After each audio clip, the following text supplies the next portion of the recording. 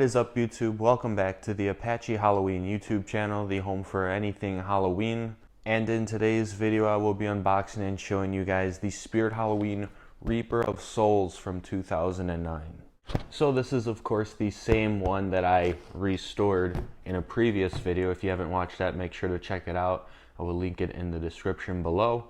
But since that video, I have did some cosmetic updates to him, as well as functionality updates. I had struggles with getting the mouth to move, so I actually had to do repair work, not once but 2 times, and it seems to work a little better, but I guess we'll find out in this video. But without farther ado, let's open up the box. Now, there's not a lot to set up here, so this should be a pretty quick video, but as you can see, well, before I actually open the box, I should show you the actual box. As you can see, the box is in pretty good shape. A little bit of bulging in the front, but that's okay.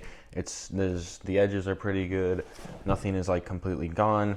And then there's duct tape on the bottom to protect it from when it's sliding around. So overall, pretty good shape. So now I'm going to open the box and take out what's inside, all the contents. The first thing that I see are these ginormous poles there for his main armature. There's 2 of them here. You can see the diameter of these things are massive. These are pretty strong. I don't really think they're going to be bending in any wind. Right here is the head. It's in a plastic bag. I read something where you should like bag stuff, latex things in bags to prolong them, I think. But here it is.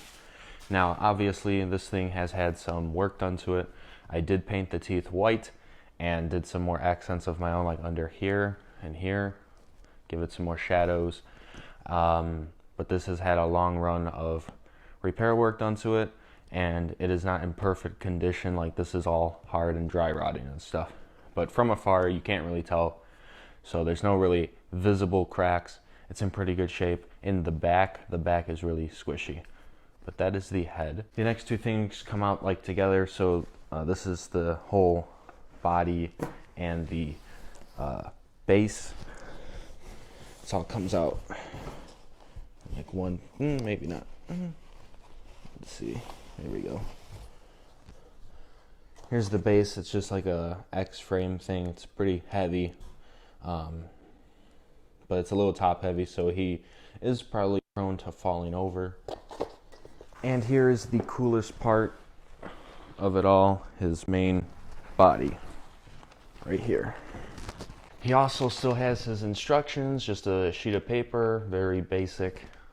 He's not that difficult to set up, so I'm not going to really be needing these. And then here is his power cord. So there are all of his parts. There's only really 5, maybe 6 main things if you include the power plug.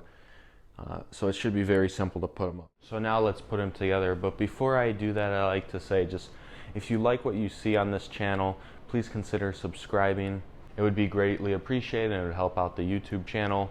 Even though it's the off season, I still have videos that are planned, whether it's modifications or like restorations or just simple unboxings and reviews. But once the Halloween season rolls around, you will most likely be seeing more videos of unboxings of new animatronics and props, and then also the behind the scenes of the whole making of our haunted house that we do here. So if you like to see that, please consider subscribing.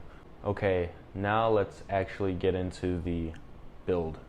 So first thing is his base. It's pretty heavy. There's also these pads on the bottom here, so sliding around the floor isn't such a big deal. So it's kind of cushioned on like a hardwood floor like this. But as you can see, it says 3 in Roman numerals, so we're gonna match the 3 to 3 right here with this second pole. And then we're going to match the 2 to 2. So now I'm going to take the main body with the mechanism and just lock it onto the pole right here.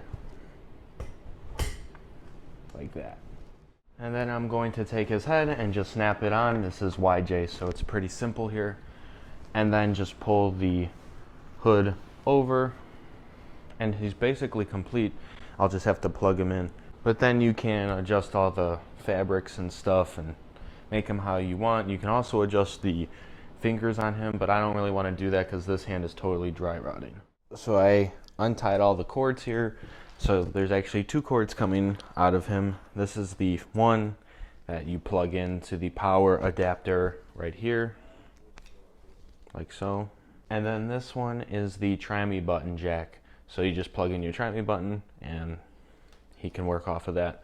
For my Halloween haunted house display, since he's older, I'm gonna probably want to hook up like I'm thinking of a way to make a timer so that he activates every like 2 minutes or so. So that could potentially be another video once the season rolls around, so you could be on the lookout for that. So there he is, the Reaper of Souls. As you can see, is a pretty big animatronic.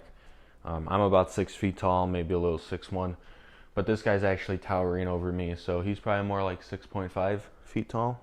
But just some of the details here, you can see like he's got the freaky fabric that wraps around his whole body, and then you have this rope here that's tied off, and then of course the gray cloak. But without further ado, I'm going to plug him in and show you guys what he does. So let's get to the demo. May the demons of the underworld have mercy on your soul.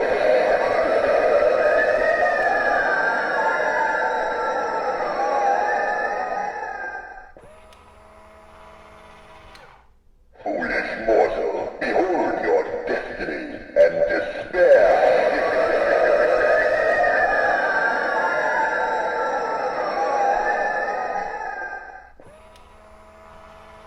If you think the dead rest in peace, think again.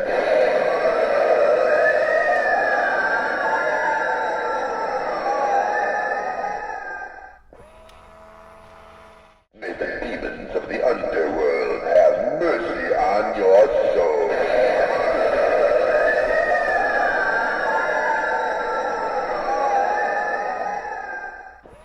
Foolish mortal, behold your destiny and despair.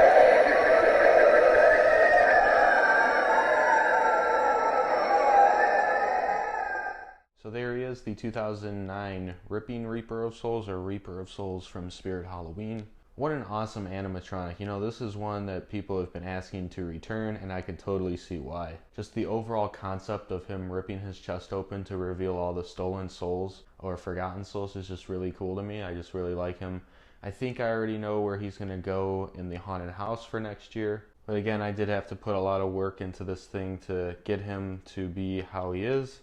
So be sure to check out that other video. But that is really all I have to say about this guy. Again, he's really awesome, and definitely would recommend if you could find him for a pretty decent price.